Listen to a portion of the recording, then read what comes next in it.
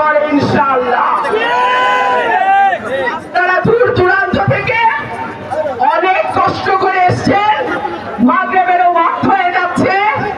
আমি আমার বক্তব্য আর দীর্ঘায়িত করব না। আমার যা ওয়াদা আমি আপনাদের করে দিয়ে গেলাম, এই ওয়াদা আমি রাখতে পারবো কি পারবো না সেটা নির্ভর করছে আপনাদের উপরে।